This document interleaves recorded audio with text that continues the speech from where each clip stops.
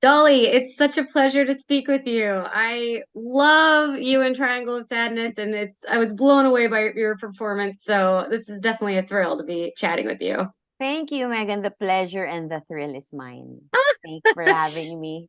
Oh, yay. So you make such an impact on the film, and even if it comes like toward the last half of it, what was it like filming your section? And did you film in chronological order? We sort of did, yeah, yeah. It started with the yacht knocking on the boat. Yeah, it was more or less in chronological order. Yes. Wow.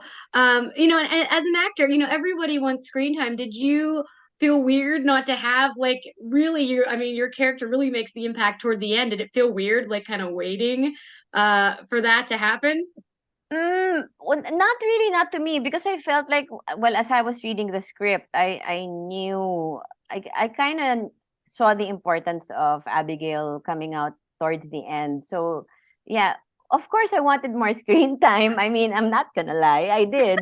But watching the end product, when I finally watched the film, I realized and I appreciated the screen time that was given to me. I thought it was appropriate. It fit just well into the story. It worked well. Yeah, totally. Even though we do like obviously see you in little like glimpses on the ship. And I was wondering if you like did you do anything to like knowing what your character is doing, or what happens later? Did you infuse any of that into the little scenes that we see on the ship, or kind of like try to implant um any kind of character development that we would get later from those moments?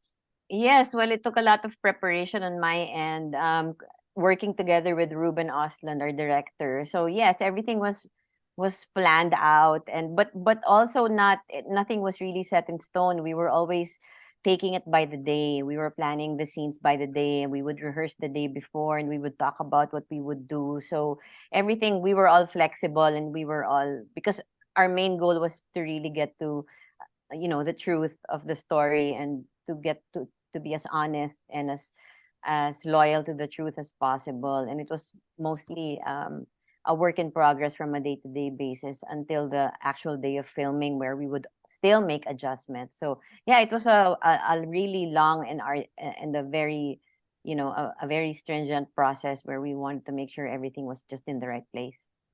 Did you always like did it ever change that your character would be the way she was, or was it always set in stone with the script, or were there adjustments like with that too? There were a lot of adjustments.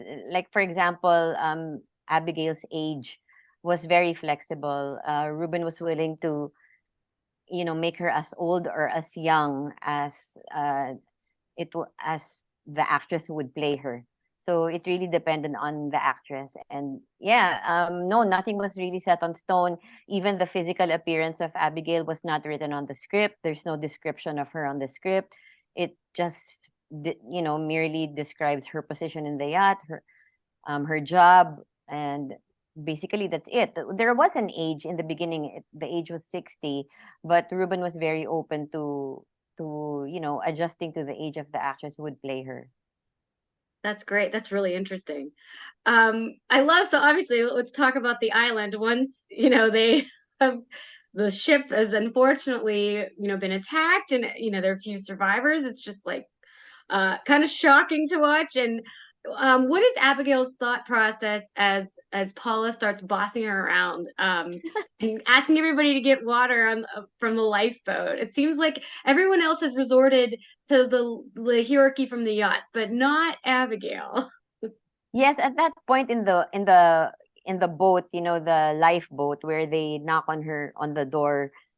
Initially, her first reaction is to obey and to do as she's told. She starts giving the water out and the food to them. She was being compliant.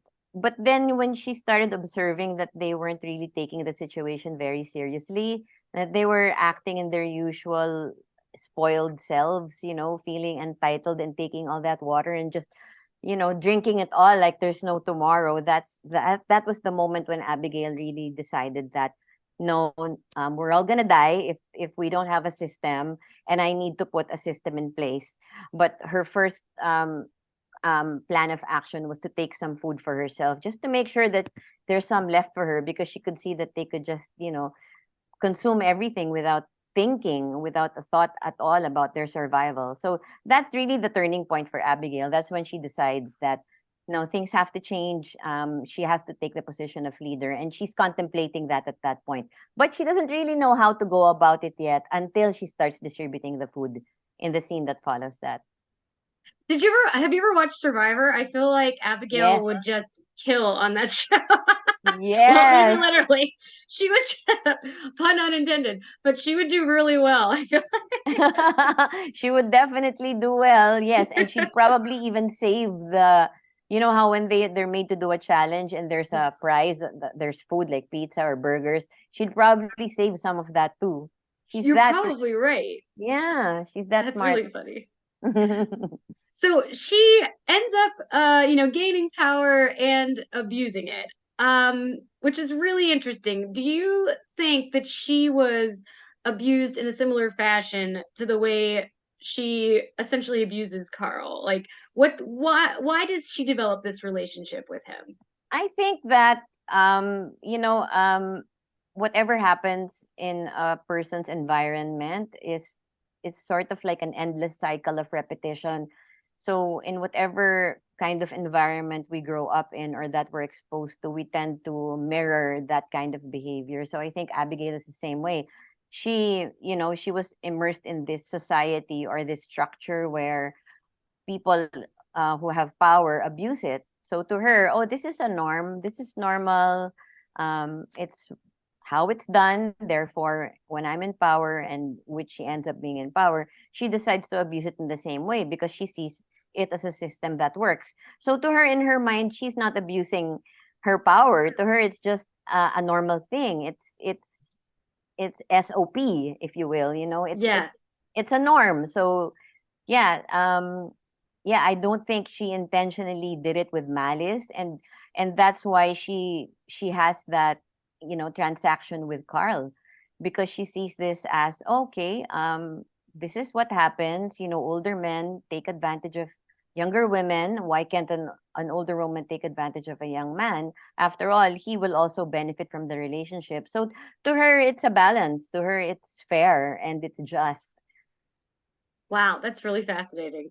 I think one thing everyone talks about is that final scene with you sneaking up behind Yaya with the rock. Um, do you think Abigail goes through with killing her, or does civilization bring her back down to Earth? And or do you think she always had the intention to kill her on that hike? Well, first of all, I don't think she didn't I don't think she had any intention of hurting Yaya at all. I think that she really, when Yaya said she wanted to hike and check out the other side of the island, I think that she really meant to help Yaya and to make sure that she was safe. But to answer your question, if she did do it, what do you think? Do you think she did it? I do. I think she did. You do? Yeah. Then if you think she does, then she probably did, because I mean, I'm a firm believer that when filmmakers make films, the moment it's released, it's no longer theirs. I don't think they own it anymore. We don't own the film anymore. Once you as a consumer watch it, it's already yours. So that means also the ending or whatever decision that you make based on what you watch is what happens. So if you think she does, then she probably does. But do you? Do you think she does? I think she does. Yeah. Yeah, I think she does. I think she does too. Yeah, because Obviously. Yeah. once you've had a taste of that kind of power, I mean, I'm not speaking for myself. I'm speaking for someone like Abigail in her position. If you've tasted that kind of power, it's not going to be easy for you to go back to your old ways. So she Right. probably did. And it almost is like the other thing I struggle with is you're almost rooting for her to do it because when Yaya says like, "Oh yeah, don't worry, I'll take care of you," you know, like it's almost like no, you don't want to see Abigail go back to like what she had before. You don't want to see that happen. So that's the other struggle with the ending, I think. Right, it is. And I think it also kind of speaks volumes of where we are in our with how we think. Why do we think that way? Why would we even consider inflicting harm on someone else for the sake of power or for the sake of, holding our position. That's something, for me, is something that we need to think about why we would think that way, right? I mean, Yeah. it's so easy for someone to say, I wouldn't do it, but we'll never really know until we're in that position. It's a very hypothetical situation. It's a very hypothetical question. We're sitting comfortably wherever we are, in the comforts of our home or our offices, and we have air conditioning, the temperature is controlled, we have food and everything, we have all the comforts of life. But if we're in a place where it's very uncomfortable and it's a matter of life or death, who knows what we're gonna do? Hopefully, we choose to do the right thing, and which is not to hurt each other. Right. Hopefully, Yeah. yeah. One last thing, Carl is seen running. I think that is the last thing we see.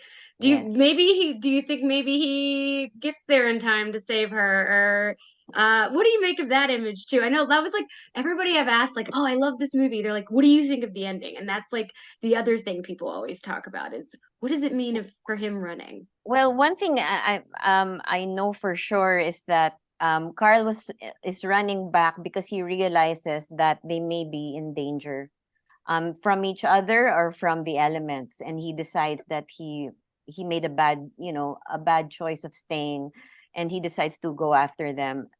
But me personally, I think that he probably thinks that Yaya may hurt Abigail because Yaya was the one, she's the scorned woman, if you will, Yeah. and Abigail is the one who gets in between the two of them in their relationship. So it sort of makes sense to me, at least, that he's worried more that Yaya will do something that will, to hurt Abigail, but he wants to protect Yaya from herself. Well, at least that's in my head. But well, Ruben and I talked about it, and his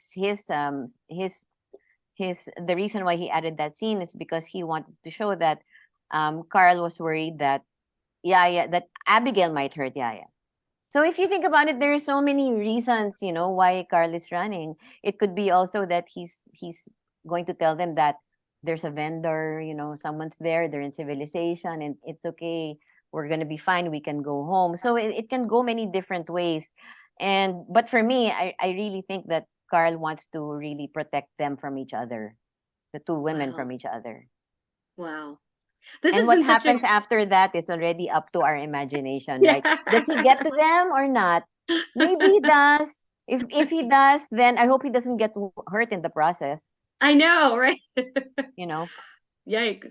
Well, this has been such a great conversation, and like I said, I was just blown away by your performance, and yeah, congratulations. Thank you so much, Megan. Yeah, this was fun. Thank you. Yeah, have a great day. You too have a great Thank you day. so Thank much. you. Thank you. Bye. Bye.